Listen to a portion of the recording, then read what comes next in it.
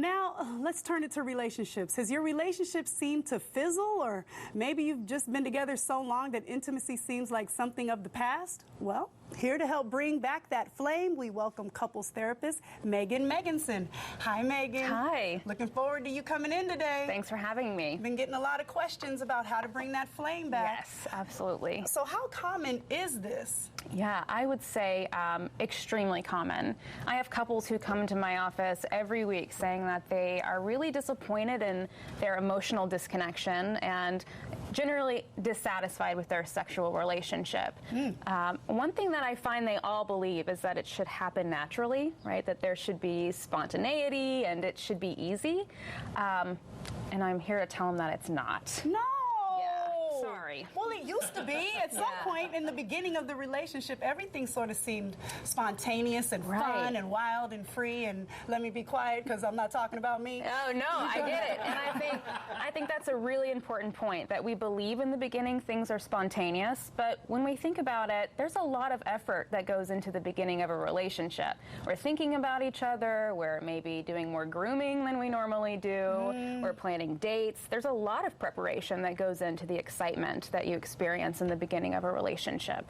And so how long of a period of time are you starting to see that people are having trouble? Yeah, well, the research shows that it's 6 to 18 months is how long that initial romance phase lasts. And then after 18 months, you get busy again, right? Life kicks in, and you have to really start prioritizing time for your relationship. So then that's where there's no more spontaneity when you have to prioritize time. Exactly. So you're saying we need to plan? I am absolutely saying that we need to plan. Yes, absolutely.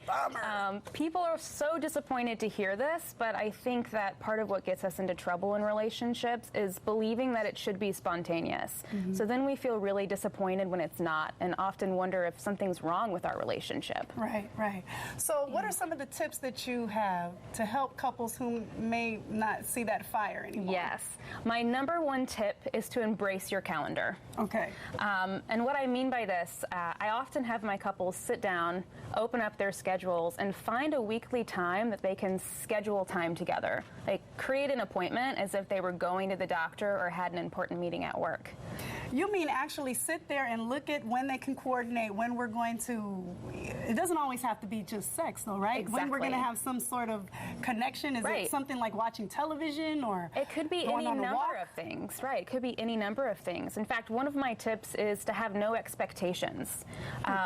You know, I think if you go into this time together with a shared goal to connect and to experience some sort of closeness, it really doesn't matter exactly what you do. Okay. Do you find that women want a different type of connection than men? In general, yes, but there are always exceptions to the norm, right? I think women are often craving more emotional closeness, more checking in with each other, whereas men are really missing that physical intimacy. I usually suggest my couples come up with a menu of options that they can choose from during these weekly times together. So it could be cuddling, could be fooling around, could be cooking a meal together, any number of things so they don't get stuck in the rut of it having to look the same way every time.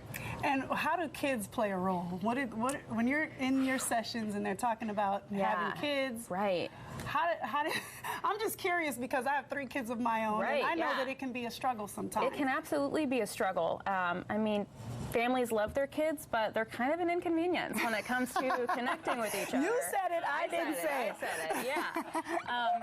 You know, I think in scheduling this time together, it's important to find a space when the kids can either be occupied with something else or with a friend, with a neighbor, with a family member. They need to not be in that space when you're trying to focus on the connection with your partner. Yeah, that makes sense. Yeah. Now, what is this about creating anticipation? Yes. What's that about? One big pitfall when you're scheduling time together is that you start to feel the pressure of date night approaching, right? In fact, I have a lot of couples who come in and say, I swear, if you suggest a date night to me, I'm walking out of the room. And I get it, right? Because you have this very specific image in your mind of what date night should look like. You get dressed up, you go to dinner, you probably have sex, and that puts a lot of pressure on you to get it right? To do exactly the right thing on this night. And that creates what I call negative anticipation. So that's a sense of dread. Right. Think about going to the dentist, right? You know your dentist appointment is coming up and you're stressing out about it. There's a sense of dread, a sense of overwhelm, and you don't want to do it. Well, that often happens when we schedule time for our relationship. So I think that couples should focus on building positive anticipation, which means that we're doing things to help us look forward to this weekly time together rather than seeing it as, oh God, here we go again. Some ideas might be texting your partner throughout the week, sending flirty text messages or having conversations about how much you're looking forward to having this time together. You could even maybe go on a little shopping trip together, buy something new, buy something for the bedroom. Could be any number of things, but we just want to keep some freshness in these weekly dates. Got you. Now, talking about one's desires, that sounds a little scary to me, but you say that's what you should do. It is super scary, and it's what you should do. So both of those things, I think, are absolutely true. Every day I hear a client say to me, well, my partner should just know what I want. Yeah. Or my partner needs to just know what I need or what I desire. Yeah. Yeah, it doesn't work that way. No? No, sorry. I'm not trying to hear that, though, Megan.